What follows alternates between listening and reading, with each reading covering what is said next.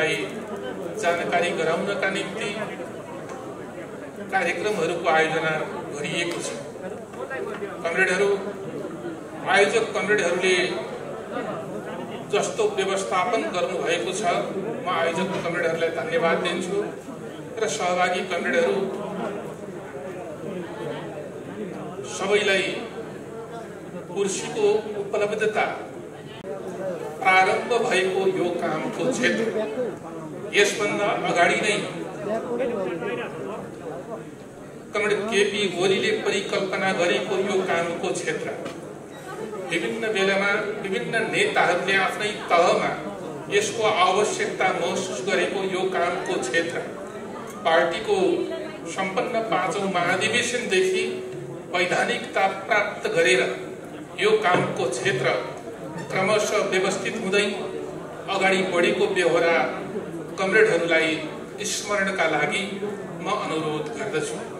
यो कामको क्षेत्र जहाँ विभिन्न जिल्लाबाट काठमाडौँ उपत्यकामा आई बसोबास गर्ने, अध्ययन अध्यापन गर्ने, इलम उद्यम गर्ने र विभिन्न पेशा व्यवसायमा आबद्ध हुने हाम्रो पार्टी सम्बद्ध कमरेडहरूको यो कार्यक्षेत्र रहेको छ।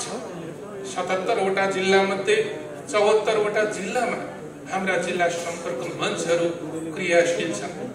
अहिले संविधानको व्यवस्था अनुसार हामीले केन्द्रको संरचनादेखि लिएर 7 वटा प्रदेश सम्पर्क कमिटीहरूको संरचना रहेको छ।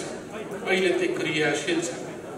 कमरेडहरू यस बीचमा पार्टी एकताको घोषणा भइसके पछाडि पार्टी एकताका कामहरूलाई अगाडि बढाउनका निम्ति पहलकदमी लिए पछाडि यो कामको क्षेत्रलाई व्यवस्थित गर्ने हामीले प्रयत्न गर्यौं।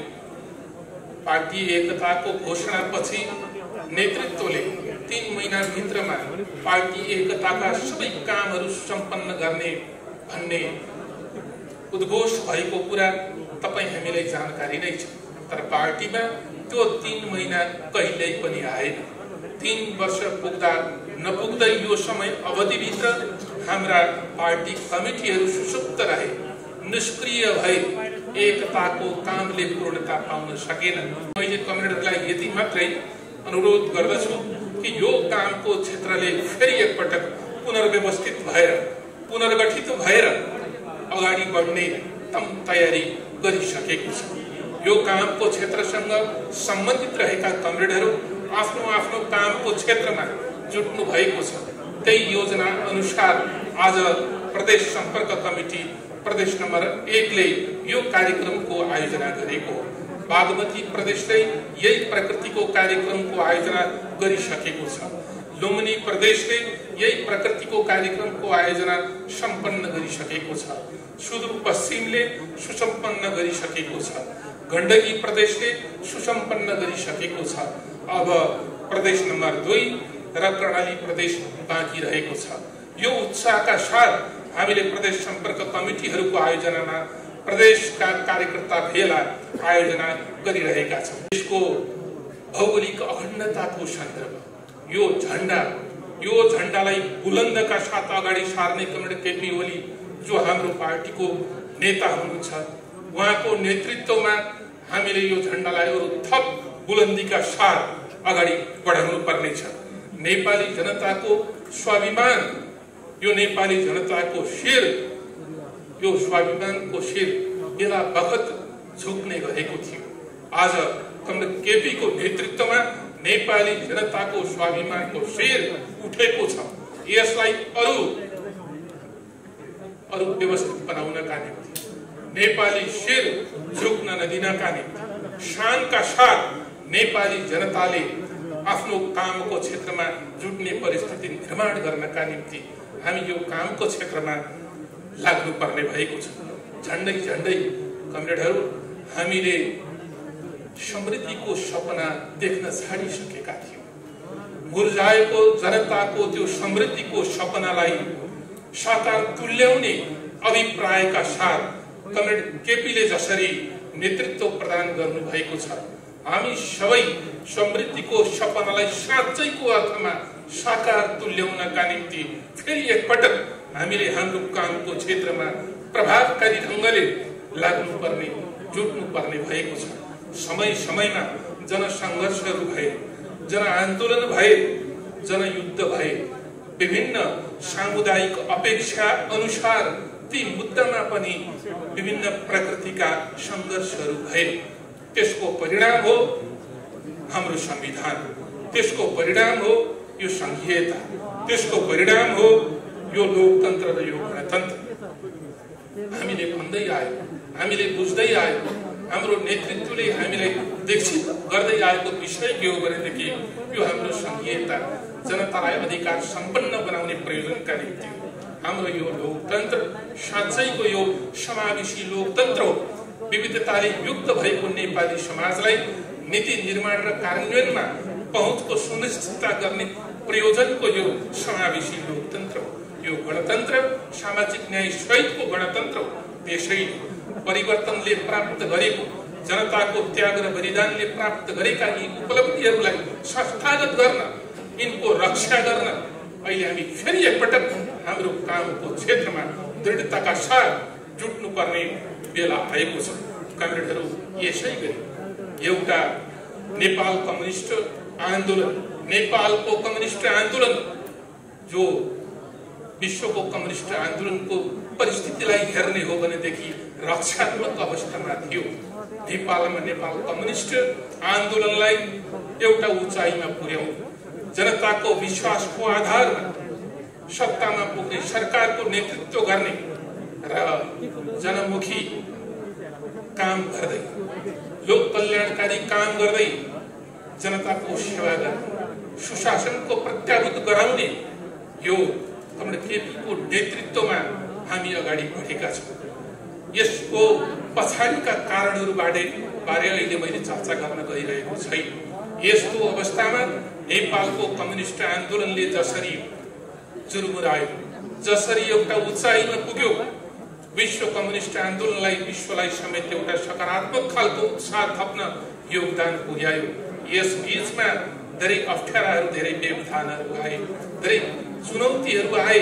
अब फेरि यी चुनौतीहरूलाई छिचोलेर नेपालको कम्युनिस्ट आन्दोलनलाई, नेपालको लोकतान्त्रिक आन्दोलनलाई एउटा गरिमा र प्रतिष्ठा फेरि आर्जन गर्नका निम्ति, यस रूपमा यसलाई उभ्याउनका निम्ति, पुनः यसलाई त्यो गरिमा कायम गर्नका निम्ति एकपटक फेरि हामी हाम्रो कामको क्षेत्रबाट विशिष्ट योगदान पुर्याउनका निम्ति जुट्नुपर्ने भएको छ। अहिले अरू धेरै विषयमा चर्चा गर्नु परेन। कमरेडहरू, पार्टीको वैधानिकताका कुराहरू गरिएको छ, यसमा कुनै दुविधा पाल्नुपर्ने कारण छैन। पार्टीसँग सम्बन्धित रहेका सबै विषयको निरूपण गर्ने अधिकार पार्टी कार्यकर्तासँग हुन्छ, पार्टी सदस्यसँग हुन्छ। पार्टी कार्यकर्ताले देशैभरि प्रवासबाट समेत आधिकारिकता के हो भन्ने कुरा पुष्टि गरेका छैनन्। सुदूरपश्चिममा त्यो पुष्टि भएर, विभिन्न प्रदेशमा, प्रदेश नम्बर 2 मा त्यो पुष्टि भएर, देशैभरि भइरहेका यी पार्टी कार्यक्रमले पुष्टि गरेको छैन र त्यसैले पार्टीसँग सम्बन्धित रहेका विषयको निरूपण गर्ने सामर्थ्य, त्यो आधिकारिकता पार्टी कार्यकर्तासँग छ। त्यसकारणले पार्टी कार्यकर्तालाई विश्वास गर्ने, सम्मान गर्ने यो नै सुल्टो तरिका हो भन्ने मलाई लाग्दछ। कमरेड केपी नेतृत्वको नेपाल कम्युनिस्ट पार्टी नेकपा नै आधिकारिक हो, वैधानिक हो र मूलधार अरू क्रमशः समेटिने विषय हो। मैले यसका निम्ति अरू धेरै दुविधा पालिरहनु पर्ने आवश्यकता छैन। हामी हाम्रो कामको क्षेत्रमा यसलाई पुनर्पुष्टि गर्नका निम्ति मेहनत गरौँ भन्ने मेरो आग्रह छ। दोस्रो, सरकार र जनप्रतिनिधि संस्थाको बारेमा पनि प्रश्न उठेको छ। यसमा अरू धेरै विषय प्रवेश गर्नुपर्छ, प्रवेश गराउनुपर्छ भन्ने मलाई लाग्दैन। यो सन्दर्भमा निर्णयकर्ता भनेको यसलाई आधिकारिकता के हो, सही के हो भनेर यसलाई निर्णय दिने भनेको जनता, मतदाता नै हो। जुन उद्देश्यका निम्ति कमरेड केपीलाई जनताले अभिमत प्रकट गरे, विश्वास प्रदान गरे, त्यो उद्देश्यका निम्ति कमरेड केपीले काम गर्ने परिस्थिति नभइसके पछाडि यस कारणले यी उद्देश्यका निम्ति मलाई जुन विश्वासको अभिमत जनताले दिनुभयो ती पूरा हुन सकेन। त्यसैले जनतालाई नै, मतदातालाई नै सार्वभौम अधिकार सम्पन्न नागरिक ठानेर, निर्णयकर्ता ठानेर, सम्मान गरेर जनताका बीचमा ताजा जनादेशका निम्ति जानु त्योभन्दा संवैधानिक, त्योभन्दा वैधानिक, त्योभन्दा नागरिक सर्वोच्चताको उदाहरण के हुन सक्दछ। त्यसैले पनि यसमा अरु थप दुविधा पारिनु पर्छ भन्ने मलाई लाग्दैन। यसै पनि हामी निर्वाचनको काममा जुटि नै सकेका छौं। तसर्थ दुविधारहित भएर यो कामको क्षेत्रबाट पार्टीले आह्वान गरे अनुसार तपाई हामी सबै जुटौं भन्ने मेरो आग्रह छ।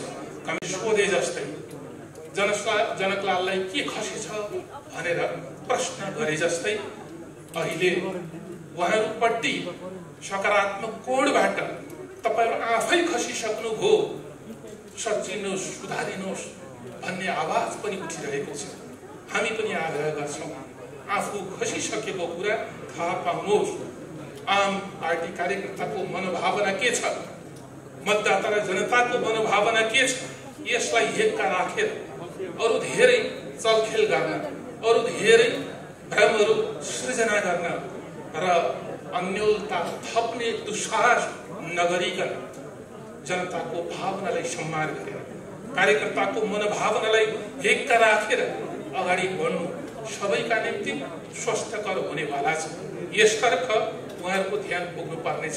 तर यति बेला हामीले, हाम्रो पार्टी पंक्तिले, कमरेडहरूले कुनै अशिष्ट ढंगले, अमर्यादित ढंगले बोल्ने, लेख्ने यो केही पनि हामीले गर्दैन। हामी सबैले शिष्टतापूर्वक, मर्यादित ढंगले हामीले सबैलाई कमरेड केपी नेतृत्वको यो पार्टीमा आबद्ध हुनका निम्ति, दुविधा पालिरहनु भएका साथीहरूलाई पनि दुविधा रहित भएर फेरि कामको क्षेत्रमा फर्कनका निम्ति, दुविधा रहित भएर जनप्रतिनिधिहरूलाई फेरि सामेल हुनका निम्ति सबैलाई हामीले गोल बन्द गर्नुपर्नेछ। यसका निम्ति कमरेडहरूले सबैलाई आह्वान गर्ने, अपिल गर्ने, परिस्थितिको जानकारी गराउने र सबैलाई गोलबन्द गरेर नेपाल कम्युनिस्ट पार्टी नेकपा जो कमरेड केपी को नेतृत्वमा रहेको छ, हामी सबै साथमा छौं। यसलाई अरु थप मजबुत बनाएर, ऊर्जाशील बनाएर हामीले जनताको सेवामा जुट्नु पर्नेछ। यसका निम्ति सबै कमरेडहरूले उत्साहका साथ आफ्नो कामको क्षेत्रमा जुट्नुहोस्। म थप कमरेडहरूलाई आग्रह गर्दछु, एउटा अहिलेको अवस्थामा, हिजोको सामान्य अवस्थामा जतिकै समय दिएर, पहलकदमी लिएर पुग्नेवाला छैन। यो बेलामा अतिरिक्त समय दिएर, अतिरिक्त पहलकदमी लिएर, हार्दिकताको भावना जागृत गरेर यी अपेक्षाहरूलाई पूरा गर्नका निम्ति कमरेडहरूले आफ्नो क्षेत्रमा जुट्नुहोस् भन्ने आग्रह कमरेडहरूका बीचमा राख्दै सबै कमरेडलाई फेरि एकपटक